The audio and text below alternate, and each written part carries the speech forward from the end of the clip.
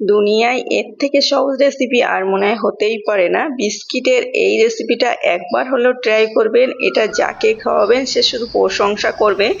আর এটা বানিয়ে কৌটো করে রেখে দিলে মাস জুড়ে সংরক্ষণ করে রাখতে পারবেন। আর যখনই খিদে লাগবে একটা খেলেই জাস্ট পেটটা ভরে যাবে, মনটাও ভরে যাবে। ছোটরাও ভীষণ পছন্দ করবে। আর বানানো একেবারে সহজ, গ্যাসের চুলায় বানিয়ে নিতে পারবেন। আসুন দেখে নেওয়া যাক এই মজার রেসিপিটা কিভাবে বানালাম। প্রথমে একটা মিক্সিং বোলের একটা ডিম ভেঙে নিচ্ছি, আর এই একটা মাত্র ডিম দিয়ে কিন্তু বানিয়ে নেব। আর ছোট্ট একটা ভিডিও, আশা করছি সকলের ভীষণ ভালো লাগবে। প্লিজ পুরো ভিডিওটা দেখলেই বুঝতে পারবেন, আর যে কেউ চোখ বন্ধ করে ফর্সা করে বানাতে পারবেন। প্রথমে আমি মিক্সিং বোলের মধ্যে ডিমটা ভালোভাবে সময় নিয়ে একটু ফেটিয়ে নিলাম একটা কাঁটা চামচ দিয়ে। আর তারপরে এখানে একটা বাটিতে করে হাফ বাটি পরিমাণ চিনি দিয়েছি। মিষ্টিটা নিজের পছন্দ অনুযায়ী বাড়ি কমিয়ে নিতে পারেন। এখন কিন্তু অনেকেই মিষ্টি খেতে পছন্দ করে না, ওই জন্য মিষ্টিটা নিজের পছন্দ অনুযায়ী বাড়ি কমিয়ে নেবেন। সেই বাটিতে করেই হাফ কাপ মানে হাফ বাটি মতো আমি রান্নার তেল দিয়ে নিচ্ছি। দিয়ে এটাও ভালোভাবে ডিমের সঙ্গে মিশিয়ে নেব। যতক্ষণ না ভালোভাবে মিশে যায় একটু ভালোভাবে ফেটিয়ে নিতে হবে। তবে আমি এই প্যাচুলারটা দিয়েই ফেটিয়ে নিচ্ছি। আপনারা চাইলে হ্যান্ড ব্লেন্ডার দিয়েও ফেটিয়ে নিতে পারেন, তাহলে কিন্তু খুব কম সময় লাগে। তবে এভাবে কিন্তু খারাপ হয় না, দেখলেই বুঝতে পারবেন। এখন মানে ওই যে বাটিতে করে ডিম বা তেল নিয়েছিলাম সেই বাটিতে করে আমি এক বাটি পরিমাণ আটা নিয়েছি। আটাটা আগে থেকে চেলে নিয়েছি, ওই জন্য অল্প অল্প করে দিয়ে নিচ্ছি। আর এটা দিলাম লবণ, মানে মিষ্টি খাবারে লবণ যারা পছন্দ করেন না দেওয়ার দরকার নেই, তবে আমি সামান্য পরিমাণে এক চিমটি দিলাম। আর এখানে বেকিং পাউডার দিয়ে নিচ্ছি হাফ টেবিল চামচের মতো। দিয়ে তারপরে একটু লিকুইডি ভাব থাকবে, তখন কিন্তু বেকিং পাউডারটা মেশাতে হবে। শুকনো হয়ে গেলে ডোটা তখন মেশাতে গেলে কিন্তু মিশবে না, ওই জন্য এখনো লিকুইডি ভাব আছে, ওই জন্য আমি তখনই দিয়ে মিশিয়ে নিচ্ছি বেকিং পাউডারটা। তারপরে আবারও অল্প অল্প করে আটা দিয়েছি। টোটাল কিন্তু আমার 1 কাপই আটা লেগেছে। আর অল্প অল্প করে বারবার দিয়ে একটা ডো তৈরি করে নেব। প্রথমের দিকে এইভাবে মেখে নিচ্ছি, তারপরের দিকে হাত দিয়ে মেখে নিতে পারবো। আর এখানে আর কিছুই লাগবে না, তেল টেল যেহেতু দেওয়াই আছে। আর এখানে চাইলে আপনার কোনো ফ্লেভার অ্যাড করতে পারেন, না দিলে সমস্যা নেই। এখন আমি হাত দিয়ে একটু এভাবে মেখে একটা গোল বলের মতো, খুব বেশি মেখে নিতে হবে না, একটু জাস্ট গোল করে বলের মতো তৈরি করে নিলে হয়ে যাবে।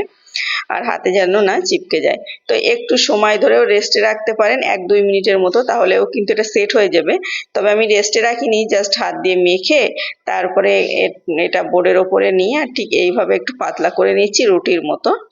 যতটা সম্ভব বড় করে নিতে হবে, আর যত বেশি পাতলা করা হবে তত বেশি ভালো হবে। তারপরে ওপর থেকে একটু সাদা তিল ছড়িয়ে দিচ্ছি, এটা অপশনাল, তবে দিলে কিন্তু খেতে বেশি ভালো হয়েছিল আর দেখতেও অনেক বেশি লোভনীয় হয়। এই তো সাদা তিল ছড়িয়ে দেওয়ার পরে তারপরে একটা ছুরি দিয়ে ঠিক এইভাবে আমি কেটে নিচ্ছি। কেটে নিয়ে নিজের পছন্দ অনুযায়ী কিন্তু সাইজ করে নিতে পারেন। আমি চৌকো চৌকো শেপ দিয়ে কেটে নিয়েছি। আর এই তো মানে একটা রেডি হয়ে গেছে। এখন একটা ছুরিতে হালকা করে তেল লাগিয়ে নিয়েছি, আর তারপরে ঠিক এইভাবে একটু ডিজাইন করে নিচ্ছি। আর না দিলে সমস্যা নেই, আপনার চাইলে গোল, লম্বা, চৌকো যে কোনো মানে শেপের বানাতে পারেন। এই তো সবগুলো আমি কিন্তু আগে থেকে এইভাবে তৈরি করে নিয়েছি। তৈরি করে সাইডে কিন্তু তেল মানে বোর্ডের ওপরেই তেল লাগিয়ে রেখেছে, সেখানে সবগুলো রেখে দিচ্ছি। এদিকে কড়াইটা বসিয়ে দিয়েছি চুলাতে। কড়াইটা ভালোভাবে যখন গরম হয়ে গেছে তারপরে একটু তেল দিয়েছি। কড়াইটা গরম, তেলটা কিন্তু কুসুম গরম। আর এই অবস্থাতে আমি বিস্কিটগুলো সবগুলো একটা একটা করে দিয়ে নিচ্ছি। দেখুন এমনিতেই কিন্তু এটা সরে আসছে বা এটা পারফেক্ট হচ্ছে। একটু সময় পরেই, একটু জাস্ট 30 সেকেন্ড পরেই কিন্তু এটা উল্টে নেব, তাহলে কিন্তু দুই দিক থেকেই এটা খুব কম সময় হয়ে আসবে। আর এটা 2 থেকে 3 মিনিটের মধ্যেই কিন্তু নামিয়ে নিতে পারেন, তবে যতক্ষণ না মানে পুরোপুরি কুক হচ্ছে ততক্ষণ ধরে এটা রান্না করে নিতে হবে।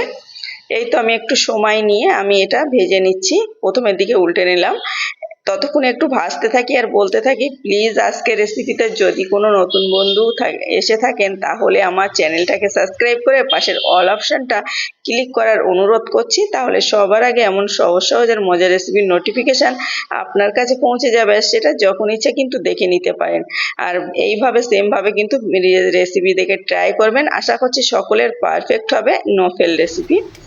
আর দেখুন আমি একটু লোভনীয় কালার চলে আসছে, আমি এমন কালারটাই চাইছিলাম, তো লাল লাল হয়ে গেছে। এখন আমি তেল সেকে তুলে নেব, তবে আপনারা চাইলে এর থেকে হালকা রাখতে পারেন বা এর থেকে আরও বেশি একটু ডার্ক কালার করতে পারেন। তো দেখুন আমি এইভাবে কালার হয়ে গেছে, একটু সামান্য লাল লাল হয়ে গেছে। এখন তেল থেকে সবগুলো তুলে নিচ্ছি। আর ওই যে সাদা তিলগুলো দেওয়ার জন্য কিন্তু দেখতেও অনেক বেশি লোভনীয় হয়েছে। আর দেখতে লোভনীয়, আর এটা খেতেও ভীষণ মজার, মানে ভেঙে দেখালেই বুঝতে পারবেন যে একদম দোকানের কেনা বিস্কিটের থেকে কোনো অংশে কম নয়, ভাঙাটা দেখলেই বুঝতে পারবেন। তো আমি সবগুলো তেল সেকে তুলে দেওয়ার পরে তারপরে আমি পরিবেশন করে দেখাবো। আর এটা কিন্তু মাস জুড়ে সংরক্ষণ করে রাখতে পারেন কৌটোতে করে। চায়ের সঙ্গে যাকে খাওয়াবেন, মানে কেউ আসলে হালকা ফুলকা একটা বিকালের নাস্তা হিসেবে এটা রাখতে পারেন।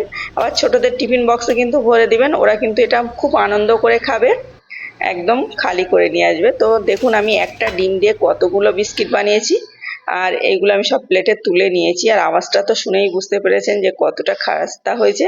এটা একদম তুলতুলে নরম নয়, এটা কিন্তু যেমন বিস্কিট হয় তেমন শক্ত আর মুচমুচে হয়, পুরো সেম বিস্কিট। কোনো রকম বেক করা ঝামেলা ছাড়াই ঘন্টার পর ঘন্টা বেক করতে হবে না, জাস্ট কয়েক মিনিটে 4 থেকে 5 মিনিটের মধ্যেই কিন্তু এটা ভেজে রেডি করে নিতে পারবেন।